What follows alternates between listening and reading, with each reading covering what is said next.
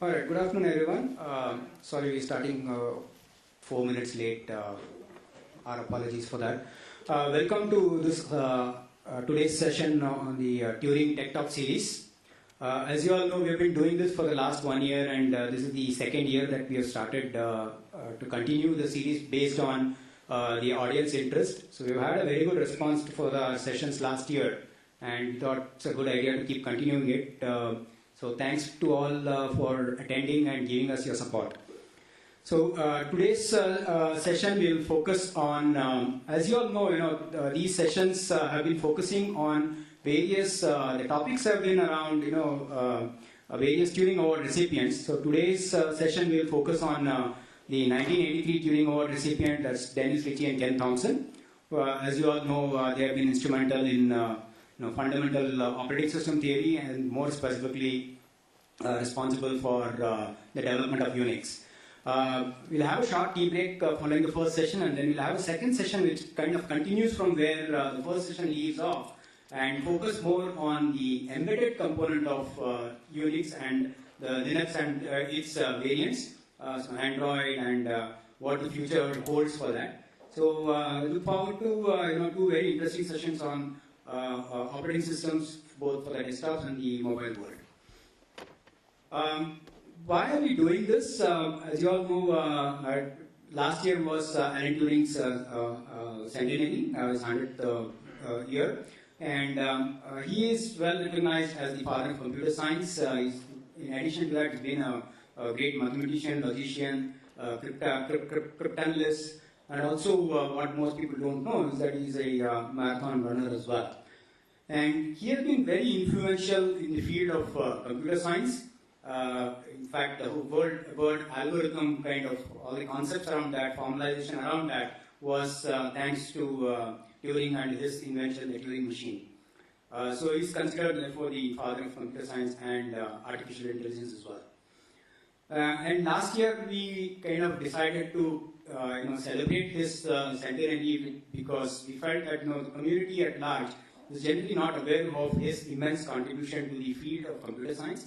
And we wanted to not just honor him, so we wanted to honor all the people who have been recipients of this very prestigious CACM Turing Award, which is given every year, and it is kind of on par with a Nobel Prize in the field of computer science.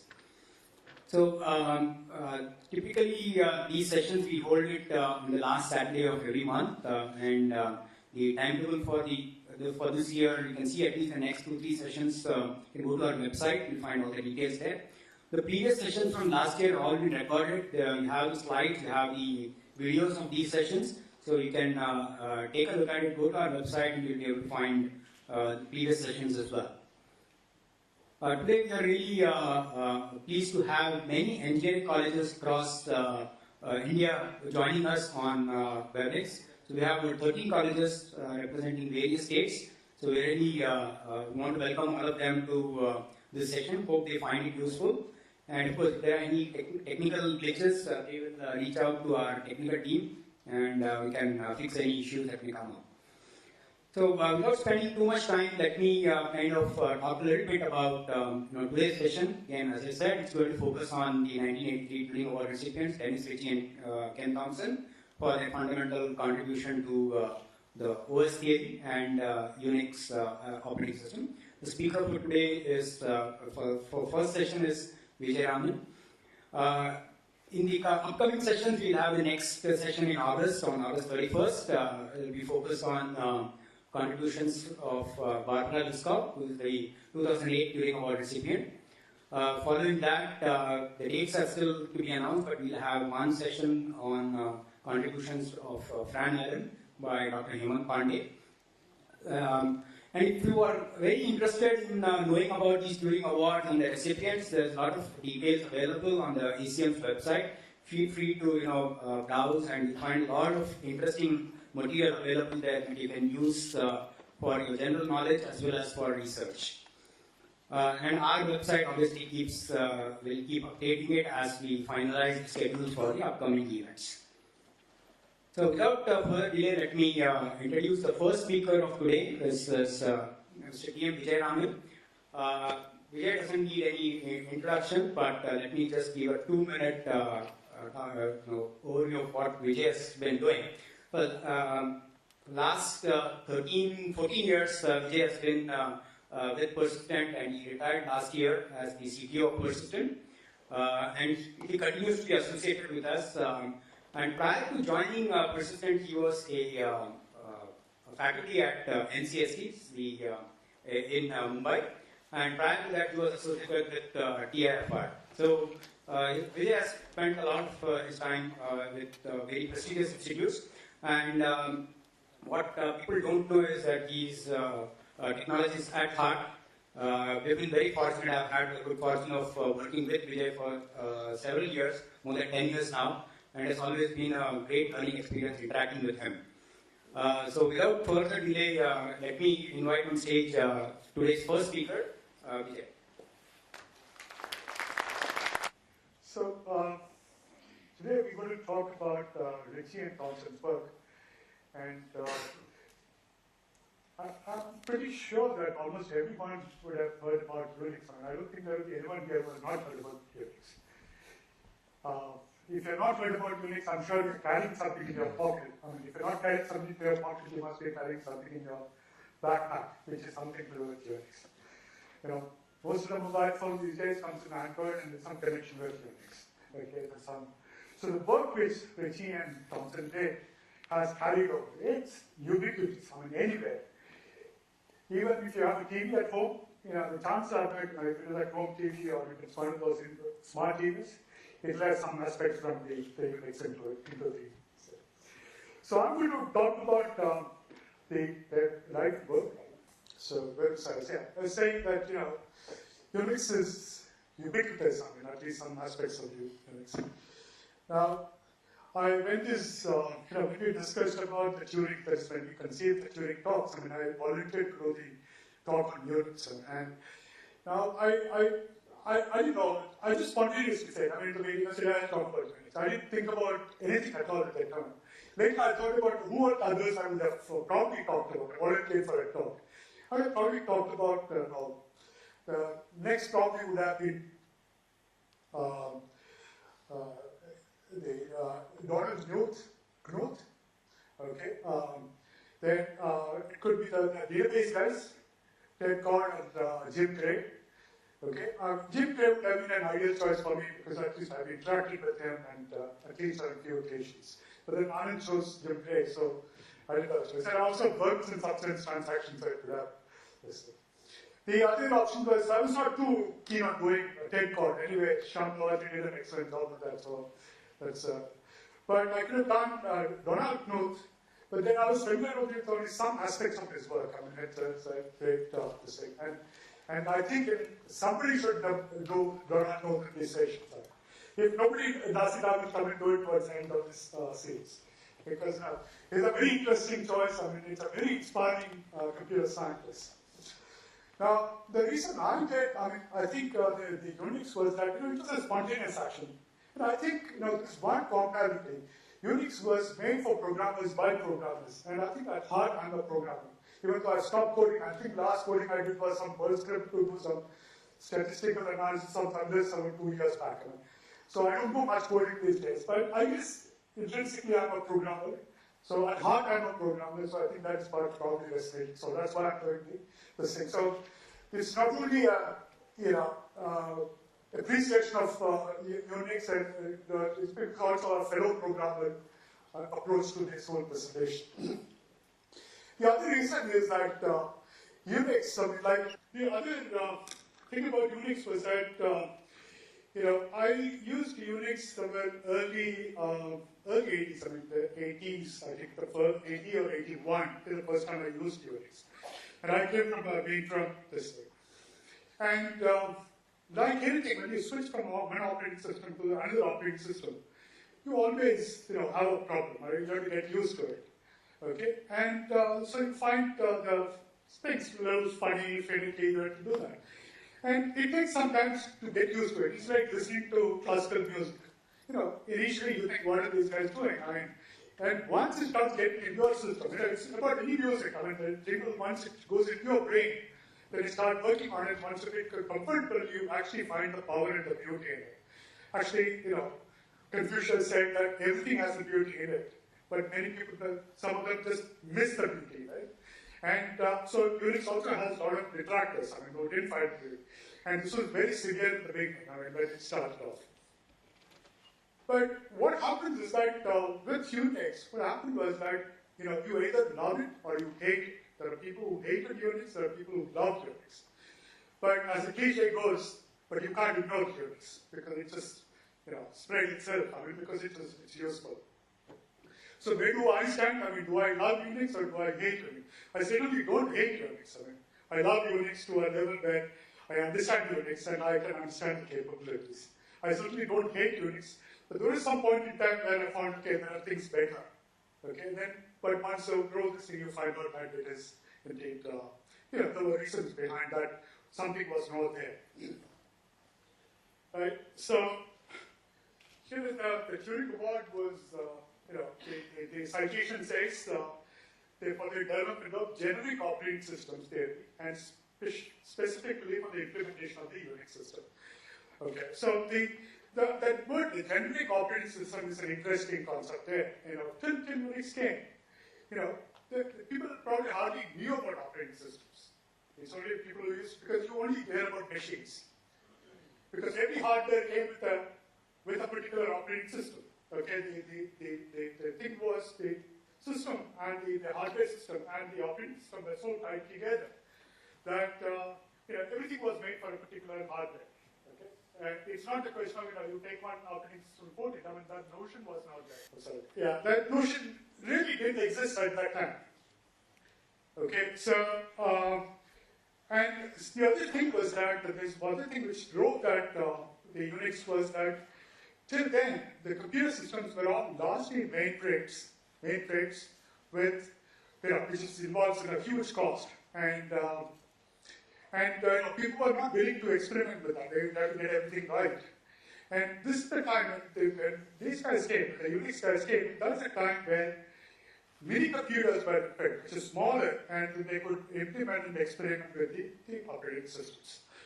Okay, so the way I'm going to structure this talk today is that I'm going to say initially about the bio of the two inventors, or the recipients of the Turing Award, Dennis Ritchie and Ken Thompson. And then I probably will show a video about them. Okay, which shows their early career and there's some photographs. I'll just show that.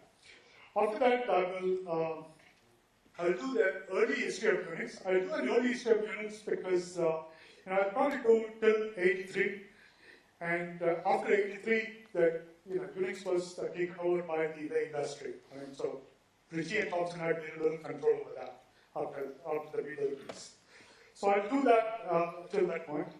And then I saw a video about Ritchie and Thompson talking about the design of Unix, what they thought was Unix. And then I will talk about the concept, the new concepts that went into Unix. In fact, that is the interesting part. I used the CACM paper to bring out this concept that went into the thing, which made the operating system simple, elegant, and so we will talk about that part. And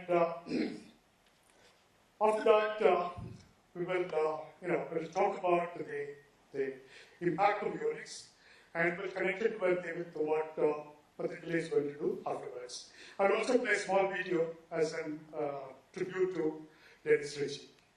Okay, so let's quickly talk about Ritchie's bio.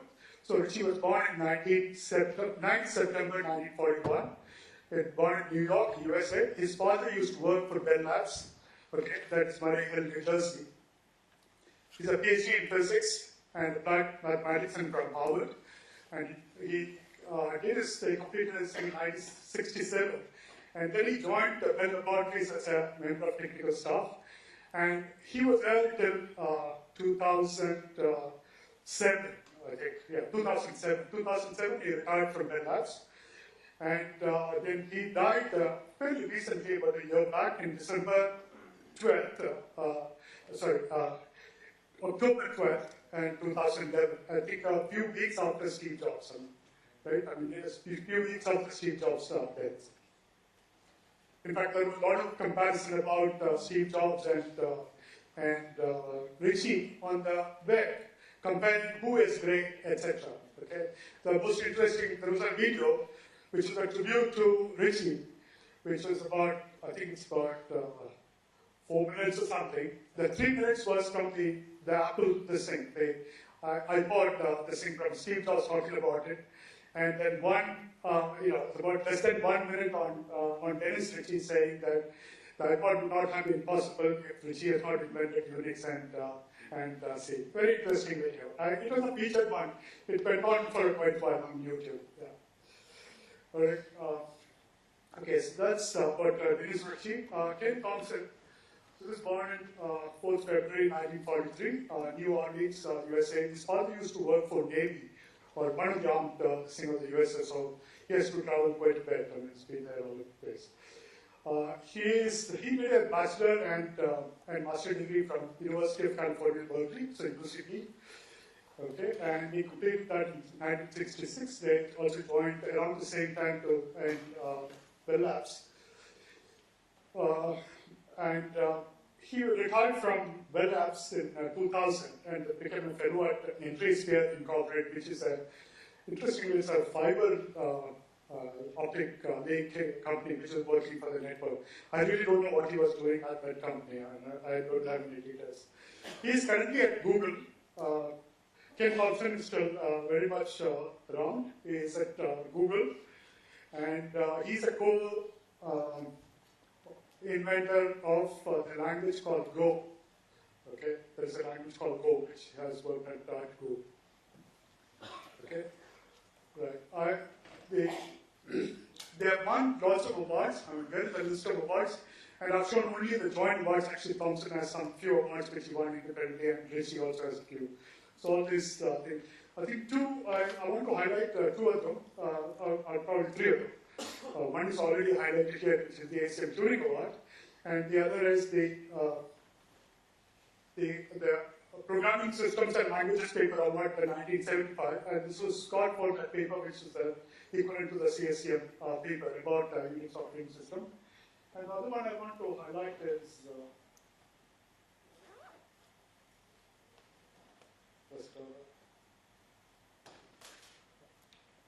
the Japan Prize for Information and Communications. This was a prize instituted by Japan for achievements in information and communications. And this was awarded in 2011. Ritchie was still alive at that time.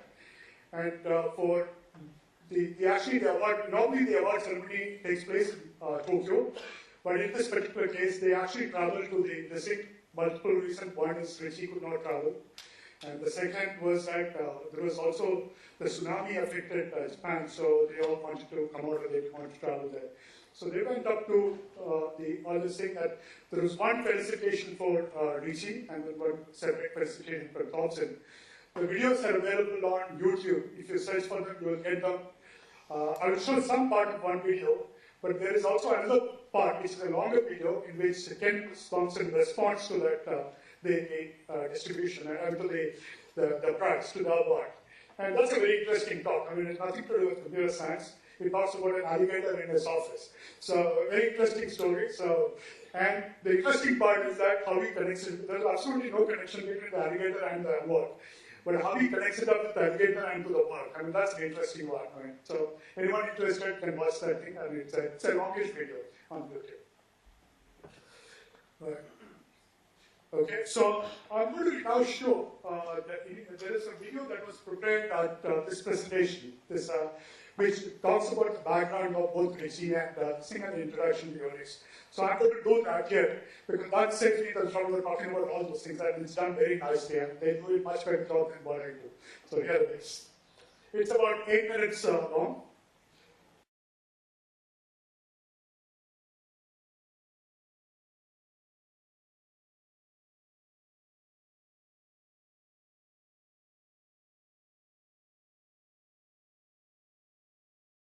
Which is Thompson's Thompson's talk about differentiating research and development, and also the Ritchie's statement about the freedom that is required to do this thing. In fact, in one of the papers, one of the reasons why Unix, the success of Unix can actually be attributed to the fact that it did not start with a specific goal. Okay, it did not start with a specific objective. It was research. The programmers wanted to build that system for programming, okay, for test their programs and so on. And that is what led to the using it. Actually identify the real community which is going to use. So in research and R&D activity, there has to be freedom and ability to explore. Okay, this is the thing. And clearly, they were lucky because whatever they did, in fact, Thompson acknowledges that. They were lucky that it actually worked and it actually got this thing. They were doing it for fun. They thought these are all, in fact, Thompson always liked fun. Clearly, he wanted to write space travel and that kind of thing, even when he was doing the serious stuff. So he wanted to have the fun. So there's this one situation where the fun actually worked.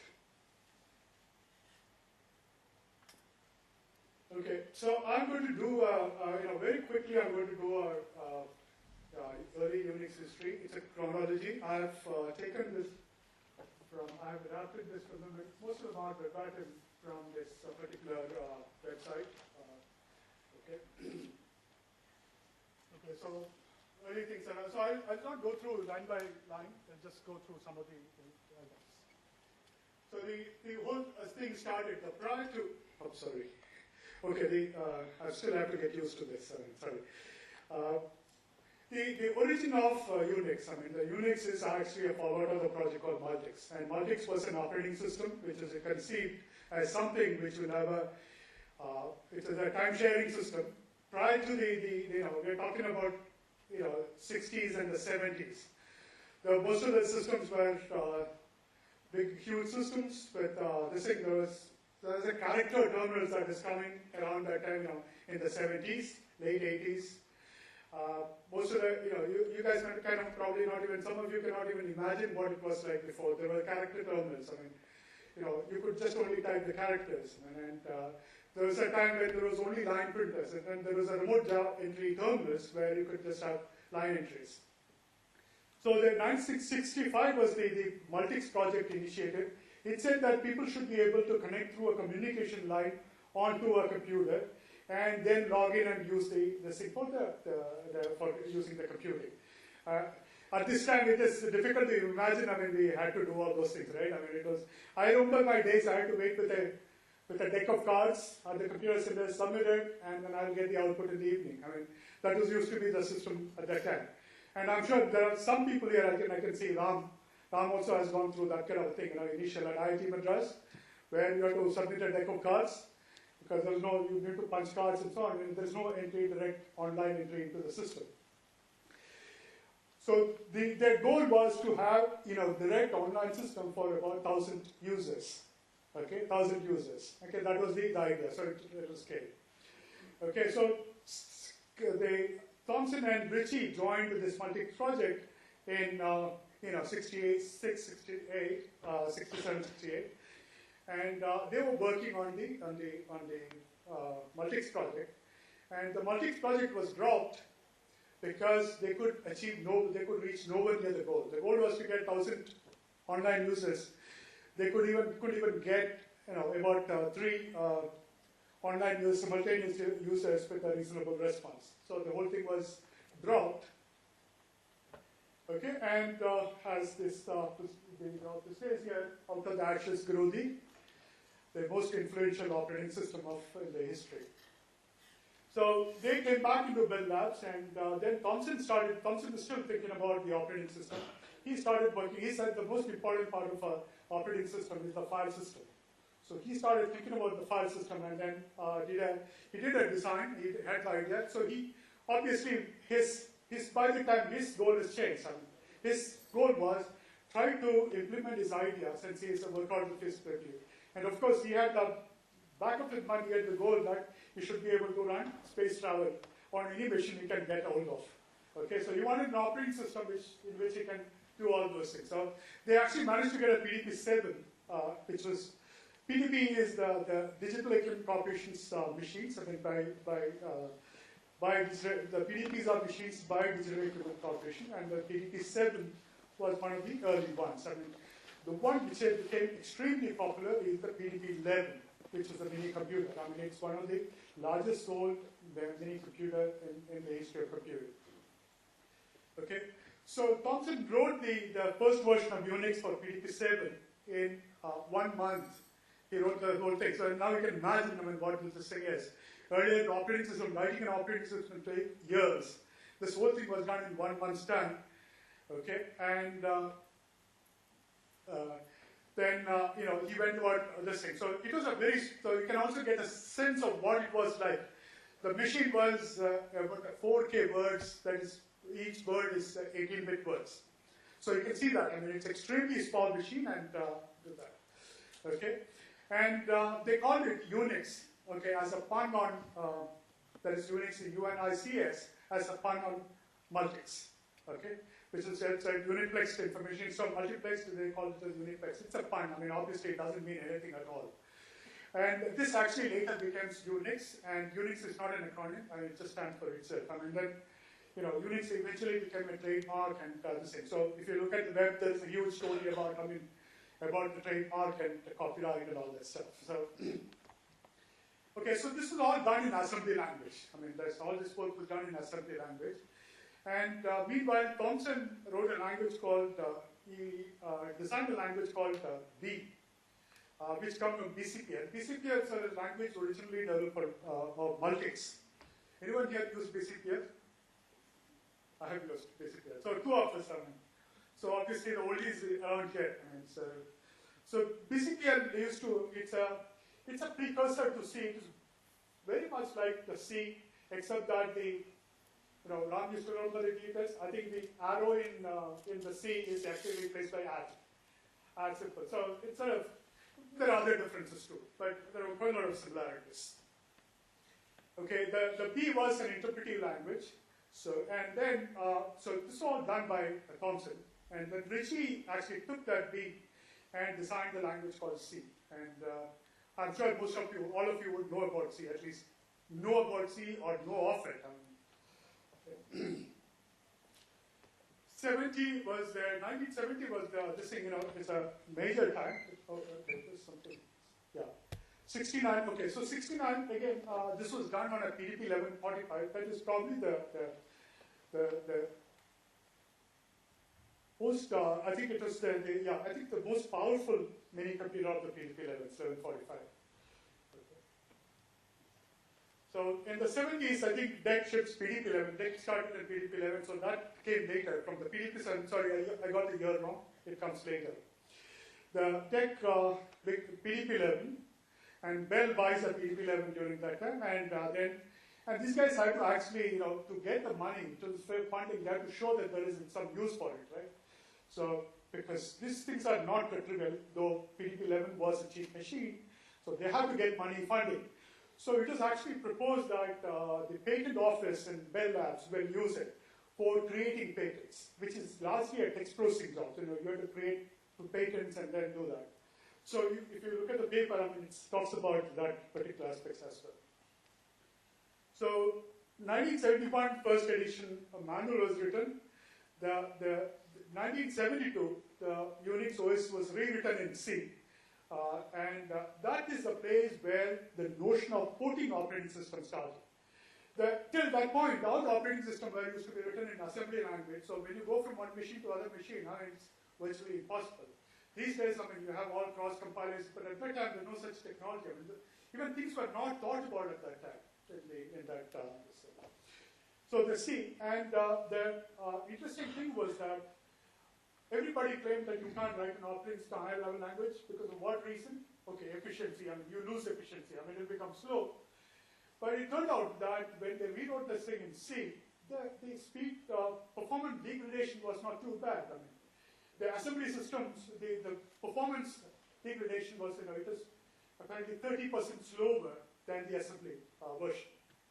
Okay, that's what which was quite acceptable because of the the features and functionalities you can add in this thing. So it kind of offset for the performance of this thing. So then, of course, I mean, the Bell Labs had the Unix, but then Unix became, I mean, Bell Labs became serious about Unix and started in 1973, okay, and then lots of other things. 1974 is the paper, I'm telling, the Unix time sharing paper was published in CACM, and this got the maximum respect. It probably is one of the highest quoted operating system paper, because this was a critical one that affected all the operating system development in the later years, right? And 1974 itself, the University of California, Berkeley gets a version 4 of Unix. Okay, the initial development of Unix happened at two places. One is at Murray Hill, Bell Labs, and the other one was at UCB, Berkeley, University of California, Berkeley. And that started in 1971. And that is where actually there is multiple threads of different versions of Unix started coming. So there is this notion of BSD Unix, which took this early version of Unix, and then they had their own thread, they added features and so on to BSD Unix. And then there is the Unix, there was a System 3, System 5, and so on that came out of the Berkeley Labs. I'm sorry, the Bell Labs. In fact, the BSD Unix actually gave us to a whole lot of things. Have you guys heard about Mac? The Mac OS, okay, is actually based on the BSD Unix. In fact, if you have a Mac, I mean, you can actually log in and type in Unix commands on it. Okay, it came from a version of on the BSD Unix. Right? Now, there was a mention about open source in that video. And that is actually not completely true, because Unix was not open source. Berkeley got it from Bell Labs and on a cost. I mean, there is a cost, but it's just a very nominal cost. I mean, they said that the cost was only the media cost, the tape, paper tape, or sorry, not paper tape, the tape or whatever, the binding tape on which it was put. But it's still not it's not open source at that time. So strictly speaking, Unix did not do an open source completely, but it has a major impact on what becomes an open source, because it starts from there. Because you recollect that video said that TCP/IP implementation was done with BSD Unix first, right? So the networking and the open source overlap to Unix. Though the Unix had, as envisaged at Bell Labs, did not start the open source. Right. So, and 1975, Thompson actually visits this Berkeley lab. So again, the Berkeley lab activity on Unix went up. Then, meanwhile, so the Unix is not only just the operating system, there is also lots of other things, software tools. Okay, the notion of software tools for actually developing and assisting programming and building systems, to a large extent, came from the Unix. And it was there in other places, but they're all hidden. I mean, they're all hidden in corners, I mean, in places. But it became publicly available, and what kind of tools to use. So there were books. I mean, in fact, Kernighan played a huge role. Brian Kernighan played a huge role. Have you heard the Kernighan and Ritchie book, right? I mean, there was a big scale. That Kernighan, Brian Kernighan, he is the one, he has played a whole lot of roles in this thing. I have actually a video of Brian Kernighan talking about Ritchie and paying tribute to Ritchie, but I don't think we'll get time, so we won't be staying. But it's available on YouTube about Ritchie's role in this thing. And 76 also an interesting thing, because Metcalfe and Box invented Ethernet then this is, I'm not going to correct. 1978 was a lot of things happened. Bill Joy produced the first Berkeley software distribution, BSD, and this is the one which went out as a major Unix distribution to this thing, other than the Berkeley Labs. And anyone know who Bill Joy is? Yeah, that was some telephone, somebody connected on there from the center, some disconnected. So Unix was, the Unix was ported to DEC-VAX. I mean, those who are not familiar with the computing, the thing, DEC-VAX was a mini computer, okay, which was after the PD-11 a much more powerful mini computer. And that became, again, another very popular. So actually, I have worked on all these machines. I mean, I worked on Tech 11, PDP 11, I worked on VAX, I've seen the whole thing. But the VAX was it's a very beautiful machine, and VAX was the one but it used to run an DEC operating system, digital equipment operating system, very powerful operating system, very nice. It actually brought in language independence. That is, you can write programs and this thing in different languages and link them, uniformly. I mean, that's the first concept was with the VAX, the DEC VAX operating system. Right? So it's DEC VAX was they refused to put. I mean, in fact, even though these guys ported the Unix onto that thing, but DEC refused to take Unix on their VAX machines and distribute to the public. And it is believed that this is one of the biggest mistakes Digital Equipment Corporation made, because then later they have to come back. I mean, a few years later, Digital had to implement the Unix on it, which is called Ultrix, okay, and then sell Ultrix. So, in fact, I used Ultrix quite a bit. I mean, when I was at NCST, I used a PDP-11 and VAX the same when I was in So this is probably one of the biggest ones. The C programming language was also, the book also came out in the same year. And the commercial version of the C compiler was put out on the same year. Okay. And the other interesting that happened was that there was a group called Santa Cruz Operations. I mean, and they created a Unix called SEO Unix. And this was extremely popular in India. I don't know how many of you know this. SEO was very popular in India till about, I think, till about 90. And if you recollect, if there any Indian relational database existed, it was called Integra, and that was on an SEO platform. Does anyone know?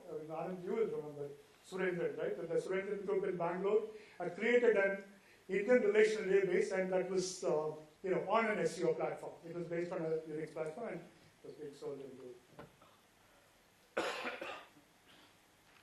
right. 1979, I think Microsoft licenses Unix from AT&T. Even Microsoft thought that they could actually use the Unix, and they created what is called a Xenix. I think the initial name was Dynix, and they called it Xenix. Okay, but they have to get rid of it quickly. They didn't like it, and the moment the PCs came, right, with the DOS and the Windows, they got it out. With the DOS particularly. 1980, the BSD Unix finds its way back into Bell Lab. That is where, till that point, it was two branches, the BSD branch and the Bell Labs branch. And they found that actually they can put some of them together, so it will, and put that thing back together.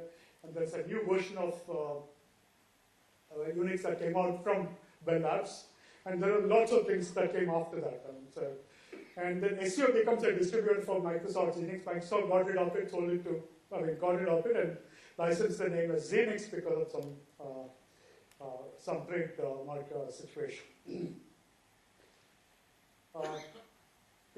81, IBM PC released with Microsoft DOS, and that was the end of Xenix. So it existed for a while because for some other reason.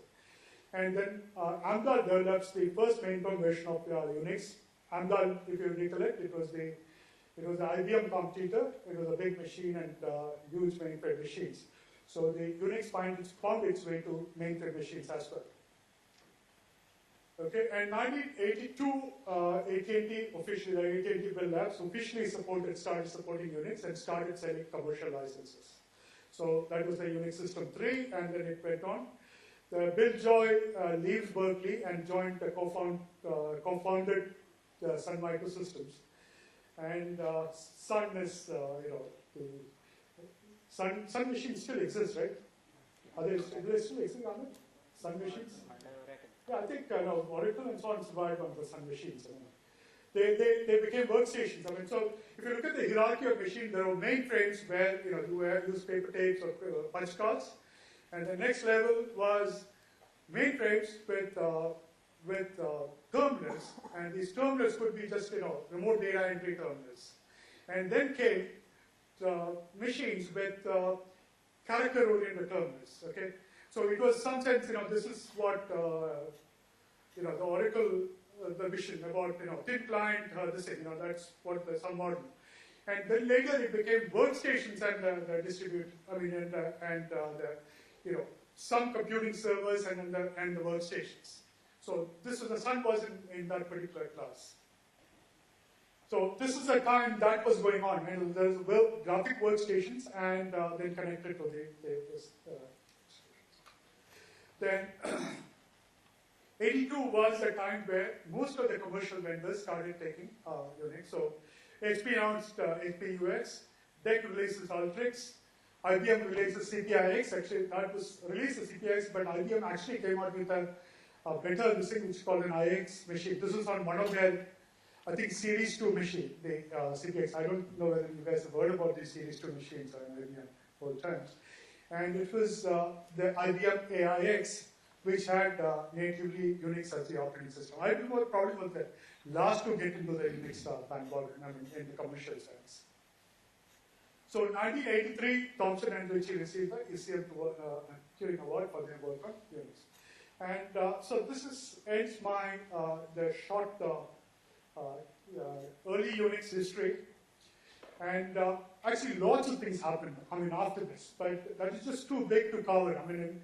I tried to put that thing onto a slide, which just showed all the branches of the site, but it won't. Because I need this bigger, terminal to do that thing. If I have to write something, so it's just too many variants, too many this thing. Okay, so and after this, but it's an interesting history. It's worth looking at that history.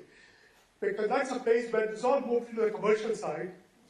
It's on the commercial side.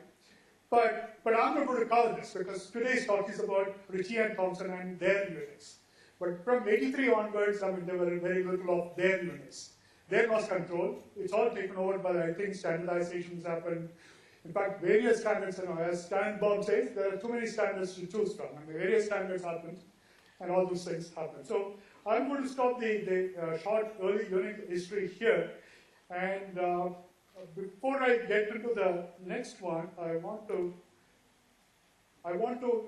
just pause for a while and see whether there are any questions at this point. Because this is something which I've just, breezed through very quickly. Any question, comments? Yes, Benny. Can you tell us the genesis of FreeBSD? Okay. The genesis of FreeBSD. FreeBSD? Okay, so the FreeBSD was, when the BSD created this thing, they had the idea of making it available to this thing. So they then created a FreeBSD. I don't remember what year it actually came out. It happened 10 years later. Sorry, yeah. So I think the notion, at that point there was no notion of an open source thing. Okay, and it all started much later. The open source, free, public domain stuff, etc. They all started much later. The history. Any other questions?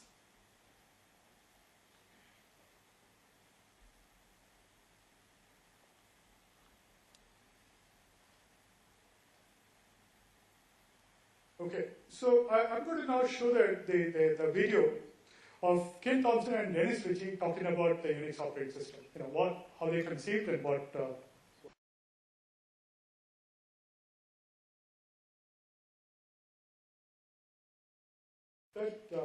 The video is interesting. There are a lot of historical things which you can see. You can see a PDP-7 machine in the lot. You can see a PDP-11. You can see the spool tapes, small tapes. You can see paper tapes. You can see a character terminal. Anybody can recognize the character terminal. It's a VT100. There's a VT100 terminal, character terminal out there. And so the environment there, the kind of hardware and the kind of environment are very, very kind of limited. Not what we see right now. So the kind of concept that went into, so I'm going to just, right now I'm going to talk about the concepts that went into the Unix operating systems very, very briefly. Okay, so this is taken from the paper, which is there. It's a CACM paper. Okay, it's a very famous paper, the one which it quoted. Right? So it is used as hardware. It is actually operational from February 1971. Okay, and it is used by the patent division at Murray Hill. It's again 16-bit word, 8-bit byte, 144 KB of code memory. Even your phone has more than that now. Unix occupied 42 KB of memory. I can imagine. I mean, so how efficient the coding would be at the time, 42 KB. I don't think you would even write a program these days as small as that. I mean, even the program which you write will be at least, 1 MB. Okay, and then there is a fixed head disk, this thing, which is a 1 MB, size 1 MB, and 4 moving head disks, removable, 40 MB disk packs. And when you say 40 MB disk packs, you will think that it's a small pack or a cartridge, right? No, they are this heavy. I mean, you can't lift it. They just weigh a few tons. And it has paper tape, reader, punched, and then console teletype communications and all that. In addition to the system proper, there is also other things, it has C compiler, text editor, link loader, and a whole lot of other things like other tools. In fact, I have not listed all of them. In fact, a lot of these things got added later. I mean, like the Unix tools and so on got added later. There are a number of them. Like, you must have heard things like Lex, Yak, and so on. Yak is listed out here, which is a compiler. And then Lex is a lexical analyzer. And interestingly, the Lex was written by Michael Lex and also by Eric Schmidt. You know who Eric Schmidt is? He used to be the CEO of Google. And he was a co-writer, author of Lex. And he did this while he was on a sabbatical from Berkeley. So he did that. In fact, the development, I mean, it shows that the development environment was very good for the quick development of these the projects. It had a snowball compiler, which is this thing, and so on and so forth, basic interpreter, symbolic debuggers. And in fact, the symbolic debuggers would actually even let you look at your code. That is, you can actually go and change your running program. Okay, you can use the debugger to, if your system is loaded with a symbol table, operating system, you can go and change the thing. Well, I have done it a number of times. I've actually gone and changed the running patch, the running operating system, so that if I want to some behavior, if you want to test some behavior, if you want to suddenly there's a fix, then you go and actually patch the running operating system. So the most important part of this thing was the file system. And the nice thing about all the Unix in this thing are they're some very basic concepts, very simple, easy concepts, so the implementation is easy. Till that point, till the point when Unix came out, the first paper, there was not a single operating system where you can understand from beginning to the end in a day or two. Unix was so simple and elegant in its design, you can understand, I won't be able to cover that thing in this session in the 10 minutes or 15 minutes I get here. But if you read that one paper and if you do a little bit of experimentation, you can understand the whole thing. You can understand the file system, how the whole thing was structured, how the whole thing, the entire thing is linked, how the entire stuff was. You can write an operating system command interpreter within probably in about half an hour's time. Okay? So the file system was simple, the rest of the command system was simple, etc. It was a terrific thing. And the reason for this thing was that they simplified all these things because the file types, normally you have operating system file types, etc. There were only very few. There was the notion of ordinary files. Files were very simple. What is file? File is a sequence of bytes, period.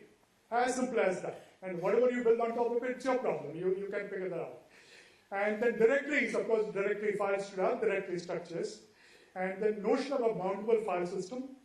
And then simple access controls. There are just bit says read, write, privileges for users and others.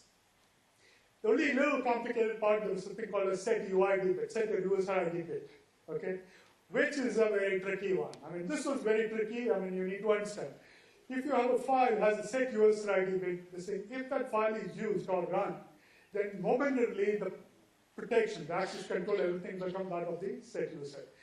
And this was one of the things which is where a lot of people criticize Unix, but actually turned out to be an extremely powerful and simple mechanism. A lot of criticisms. In fact, if you look at the Unix haters book, it'll be there, which you could. And this also became later a very interesting thing for many of the science fiction series and popular sciences. There is one which is going on right now. It's called on Z Cafe called Person of Interest. It's about an omniscient computer looking at everything that is happening. It's an omniscient. It's almost God, but it's not God because it's not omnipotent. It's an omniscient. It knows everything. because there are eyes all over the place. It knows everything. So it knows, what terrorist activities are. It can identify this thing, etc. But of course, somebody is trying to infiltrate into that. And the character's name is actually root in that. And root is the Unix super ID. So it is actually even gone into scientific literature. In fact, many of the serials you see terminals which spitting out Linux commands. If you look at the screen on the thing, it's all spitting out Linux commands, which is right. And the file, so these things are very simple. The I/O operations are very simple. Anybody can understand it. You open a file, read a file. These are actually our system calls. What I have on the screen are system calls. Whereas in many other operations, you have to do a whole lot of things, so many parameters, so many things. It's a pretty simple. And no difference between random files and this thing.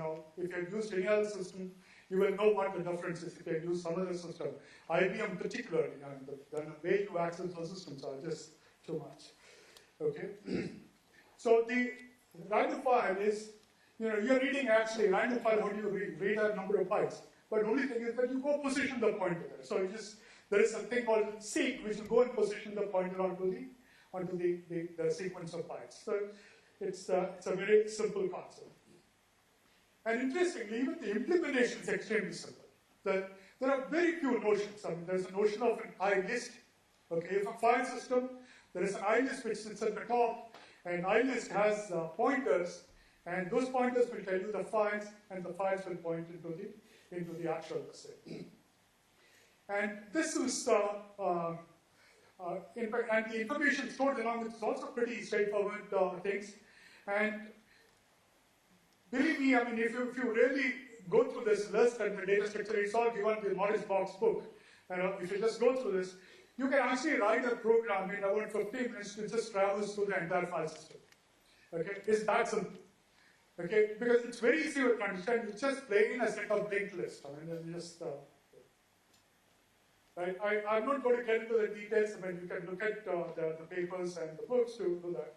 And the other thing, and this is a big difference from all the other systems, that is there is a common buffer pool.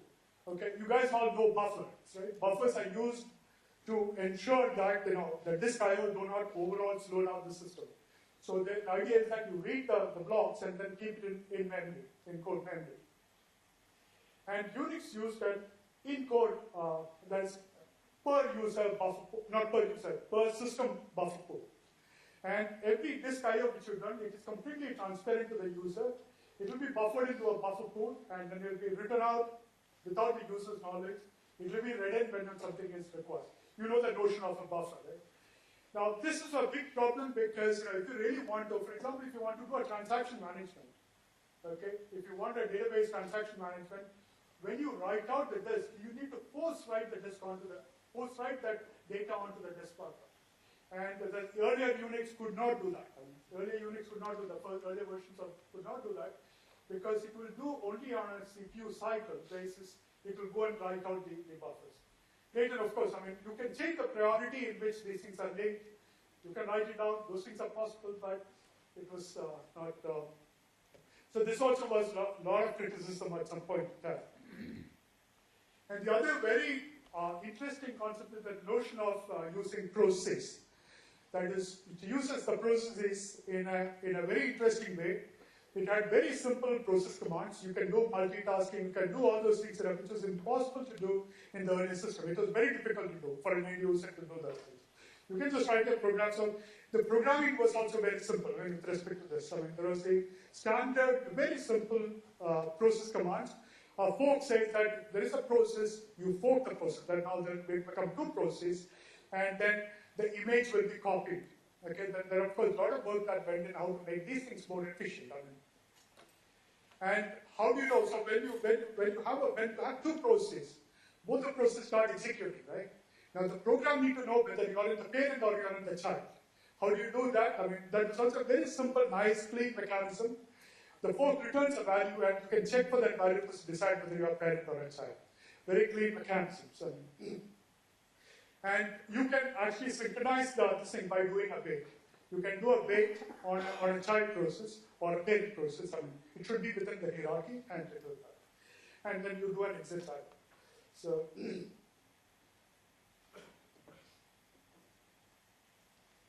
right? The shell, typically, I mean, the command is actually embedded into the operating system, the command input. In fact, I used to work on a Thompson operating system on a Unix 10. And if you want to add a command to that thing, I would actually go change the command table, write the corresponding code for that, recompile the whole thing, and reload the whole system. You know, and it always used to be about 3-4 days work.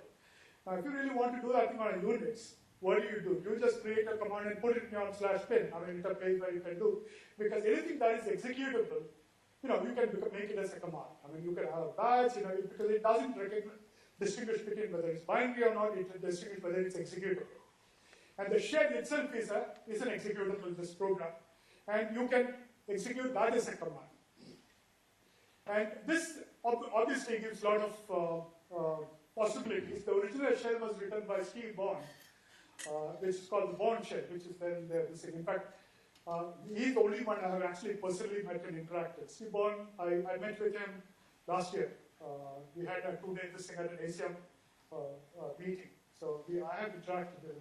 Very interesting gentleman. The shell commands, I mean, so, you know, the Bond shell was the first period. There are a lot of other shells that came. In fact, if you know the new version, this is called the bash, standing for Bonagate shell, which is the. So the other notion which came is the notion of, actually this is a very important concept in Unix. That is, it's a Unix philosophy. That is, whenever you write programs, write systems, you do one thing well at one point in time, and you compose. Okay, so if you have, you know, you can actually, you know, compose processes, compose commands to deliver new things.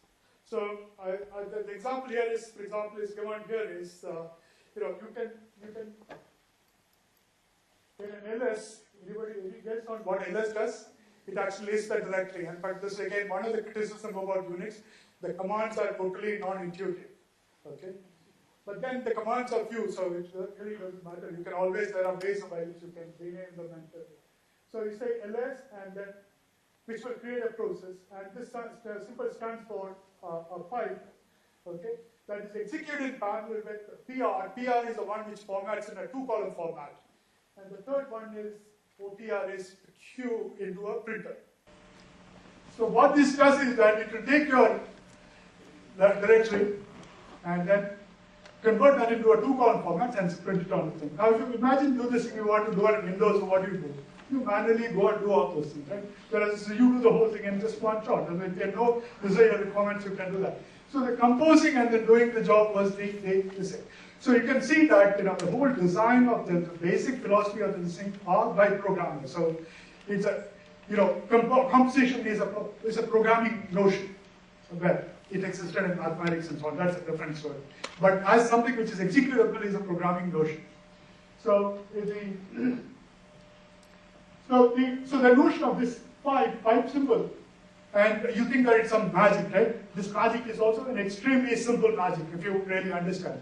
What the pipe does is that it's simple magic, if you really understand. What the pipe does is that when you do an LS, it takes the thing from a standard input. You have to just make sure that from the standard output is pushed into the standard input of the second program. And that's what the pipe symbol does. If I had the time, I could have shown you how this is done in the table. It's a very simple thing. There is a table in this thing called the file descriptor table. And your standard in is a 0, and standard out is 2, and standard out is 3. And the file descriptor table actually has a pointer to the inode, which actually points to the file. Okay, so you just manipulate with the particular thing. If it's a pipe also has a file, the descriptor has this thing. You just push that thing into it, and that is all. I mean, so there's a notion of redirection, which is I think most of the people now use.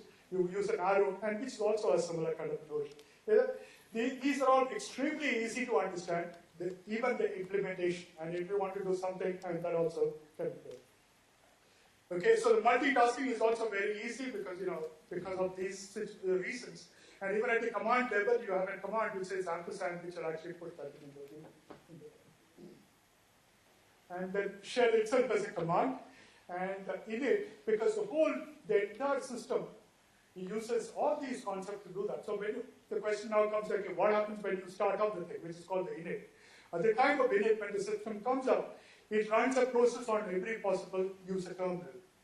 And that its job is to look at the thing and then look at the password and verify. Once it authenticates, it actually invokes a shell. And then it's a process. You just go ahead and do the rest of the things. So when you put a command, it will actually fork, it will run there, and once that is over, it will come back to the command. So the whole thing is extremely easy. I mean, and that simplicity and elegance is the thing of Unix. So this is a perspective which Ritchie and Thompson gave in the paper. Said that the success of Unix was attributed to the fact that it was not designed to meet any predefined objective. Said there are three considerations. System to make it easy to write, test, and run programs made under severe, okay, it's a spelling error, it is severe size constraint, economy, but also elegance. Okay, so this is another philosophy, Unix philosophy, which later influenced the software development significantly, or system development significantly, is that for elegance and economy, you actually sacrifice features. Okay. So for the sync feature, for example, for the buffers, we sacrifice because they want to separate elegance. And there are a lot of this thing.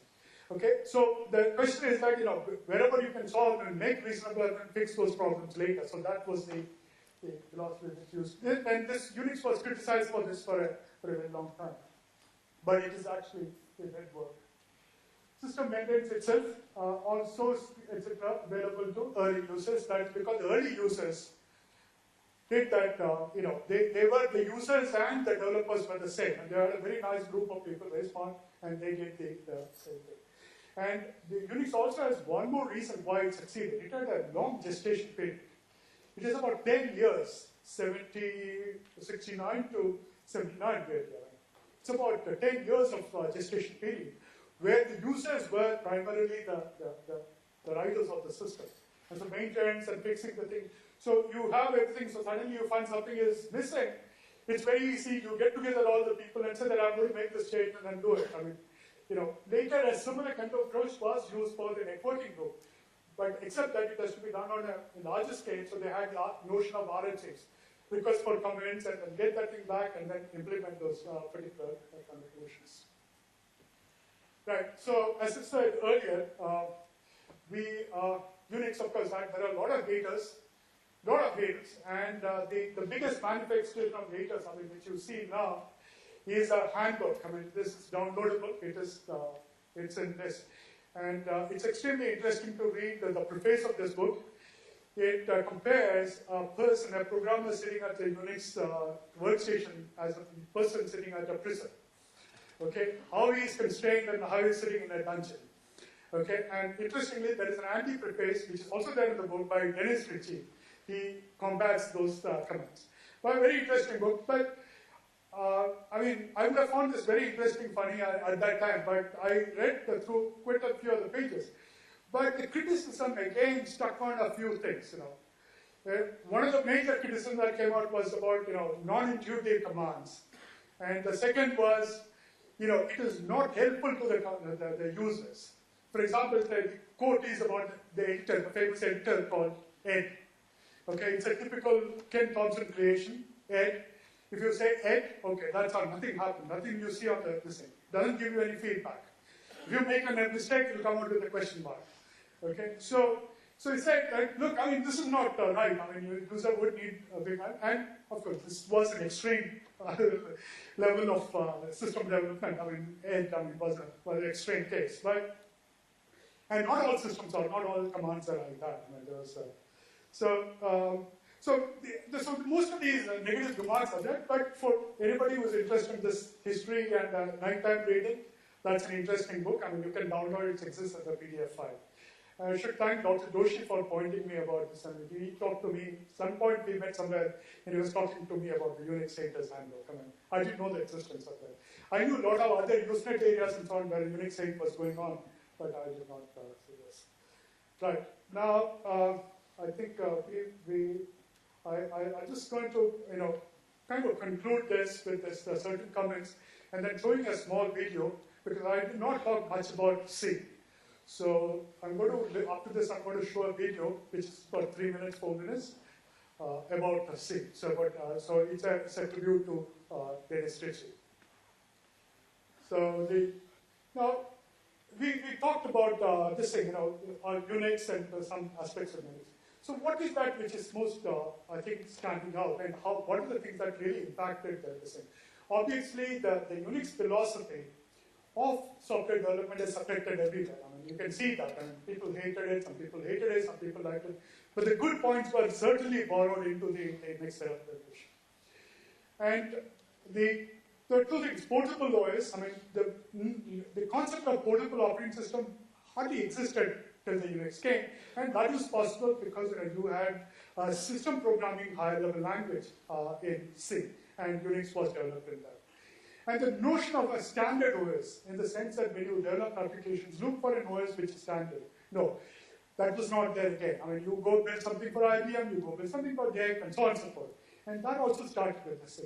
Now, but both are in quotes. I mean, I forgot to put the quotes in there. Both are in quotes. Portable, is it all that portable? No, we still need to do it, but still it's better than what it was before. Standard OS, is it a standard OS? Within Unix, there are different standards, but still there are some standards you can, once you say that it adheres to certain standards, I mean, you can develop applications and so on with respect to that. Okay, and the other aspect is that it is also a general purpose. Unix was a general purpose. It was not for a particular thing, and that is why you see Unix later becoming an embedded Unix, so Unix becoming a server, Unix becoming all data servers, all kinds of things. Okay, so that is because it's general purpose. That notion never existed before. When you have an embedded system, there used to be a separate embedded RTOS and all those kind of things that existed before. And so Unix had its own variants, so it was all easy to modify and change to adapt into a different situation. Okay. And the other impact, the other major impact, the impact of Unix was the networking and the internet. I mean, we cannot ignore the Unix role, though Unix never really directly played anything. But all the notion, the spread and the quick spread of internet happened because of Unix. Almost everything that got tried out is all on Unix. Imagine, there was a different kind of system, different kind of operating system. You need to figure out what goes on, how to get that working. It was extremely difficult. Implementation of TCP/IP was done in Berkeley on a BSD Unix. So the networking and the internet notions were all this thing. And further, it was also very easy to add new devices and so on to the Unix system compared to the other existing system. This I mentioned again, itself was not an open source or public domain, yet laid the seed for the open source material. So I think I showed only till the 80s, right? Late 80s, the Unix actually was licensed. It's no longer open source or a public domain. And Richard Stallman at MIT started the GNU setup, which said that, we need to have the right to look at the thing. We should be able to publish what we do. And he created what is called the GNU, and it stands for GNU is not Unix. Okay? But it gives you all the functionalities of Unix. So you have GCC, which is a C compiler, and so on and so forth. A whole sort of Euclides, which came from the GNU, the same. So that's where it is. But there is one person, I think, in this entire world who was not given his due credit about the current spread of this thing. That is Andrew Tannenbaum. Tannenbaum was the guy who wrote a book on operating system. For teaching that thing, he actually wrote a Unix, which is a kernel, a Unix-like kernel. And he made this as public. It distributed along with the book. And the Linux that the Linus drove on later used this Minix, this thing, as a basis to build the famous Linux operating system. Okay, so now Linux is all over the place. Everybody knows about Linux, and it's completely open source. The main variants of things exist, and and he is quite well known. But Tannenbaum also played that role because he played the crucial link between making the Unix open source. I mean, he's the one who put the idea that it can be it's something which can be made into open source or open this thing. So Linux did the code. And now, if you look at this thing, you will find that almost anything has some history back in it. If you take, what is the most often heard name these days? Android. Android kernel owes a thing to Linux, the kernel. Okay, and what's a Nokia's thing which they dropped in between? Migo. Migo is based on the Linux kernel, and so on and so forth. I mean, so it came. So it has a huge impact. I mean, the spread is huge. I mean, it's completely ubiquitous. Okay, and so it has affected the other mobile operating system as well. And what Patanjali is going to talk about after this, the next talk, is about embedded Linux, the embedded Linux, and the embedded system based on the embedded Unix, and other mobile systems. So we will take over. So now, before I go to this thing, I would like to, before I go to the next video, are there any questions? Yes. Basically, now when we are talking about the VCA to be more than 20 petabytes of You need to help me. I can't make a word.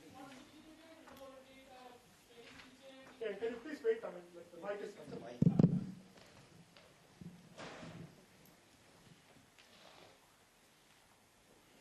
Thanks. Yeah, I just want to know that what significant role does Dennis Ritchie and Ken Thompson played in supercomputers development?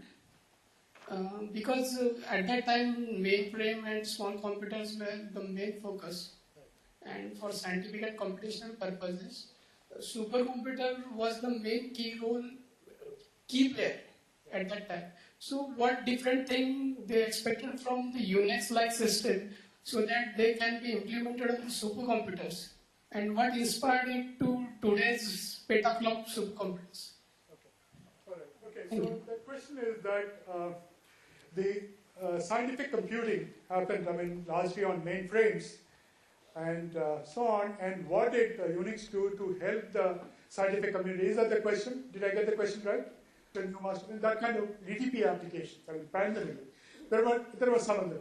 The scientific computing was largely done by the Fortran programming community. Actually, the Unix, I don't think Unix did anything very different for the scientific community at that point in time. The scientific community actually found out the Unix is actually helping. The mainframe, actually, yes, there was mainframes and the supercomputers. Unix was made available. Okay? But for the scientific community, I don't think the Unix community did anything particular. They created a Fortran compiler, and that's all what they did. But from the scientific community, there were people who were interested, and they did lots of things into the Unix domain. And they contributed, math labs and so on, various persons. And in fact, of late, lots of things, R programming language, the R systems, and a whole lot of things that came into that. But Unix community and that community at that time did not particularly do anything for the scientific community. But many of the Fortran programs, in fact, there are lots of libraries that existed, okay, in Fortran form, and many of them were later ported, many of them converted into C. I recollect that many of these, the astronomy group here, many of them actually got ported into later C++ and so on. Yeah. But you're right, I don't think they did very much. Yeah. Okay, there's a question from Nagpur. Nagpur, can you please ask the question? Yeah, there's a question from Nagpur. In the Unix era, we had dumb terminals running on RS-32. Then with the hardware cost coming down and the TCP/IP coming in place, we had client-server computing. We had intelligent clients. Right. And now with cloud computing catching up and the clients becoming thinner and thinner like portable devices. Right. So are we going back to the Unix philosophy of dumb or street smart terminals and centralized processing? Yeah, that's an interesting question. Oldies always have the feel that, anything you hear new, you feel you have this sense of deja vu. You had it before. When you hear about cloud computing, you think that, okay, yeah, what is the difference from mainframe to this thing? At least mainframe even supported, multi-tenancy, which the cloud computing, most of the system cannot even do the multi-tenancy. But your question is valid. I mean, these things would happen. I mean, but I think it is wrong to say that we are actually going back, because the situation has completely changed. You know, when you look at the mainframes, that scenario has changed. I mean, the usage pattern has changed. So really now talking about the thin client, thick client, it doesn't make sense right now. You know, the way things get used, I mean, the paradigms will change, the technology paradigms will change based on the requirement. So it doesn't really, they say, yeah, I agree. And I used RS-32C, I mean, RS-32 terminals, I mean, that is what used to be the thing. We used to think that that's the greatest. And I came from an IBM 370 to a time-sharing operating system which had RS-232C connected terminals. And that was fantastic. I mean, I thought I never felt so happy with this thing at that point. I mean, until you started doing other things. Then the workstations came. You think that is. And of course, I mean, when the environment and requirement change, so we will keep on doing that. I mean, Larson said about, you know, he was saying that it's all going to be thin computing, right, at one point, you know, during the Oracle time. But that has not really happened. I mean, so how the things happen is that, you know, it depends on the lot of, you know, situation, what kind of application, what kind of areas, I mean, you do look at. I don't know whether I answered the question. I certainly have not answered the question because there's no single answer to your question. But at least I just put my thoughts out there. Are you with me? Hello? Nagpur, are you with me? So the line got disconnected? Oh, it's got disconnected? Okay. All right. Okay, I think maybe we should stop the questions, right? I mean, there's still one more video we should do that. Okay, any questions? I mean, you catch me outside the thing, I'll be happy to talk to you. Okay, so I want to you know, just show a 3-minute video, and this is a tribute to Dennis Ritchie, and the old timers would love this. Guys, you guys heard about the Beatles?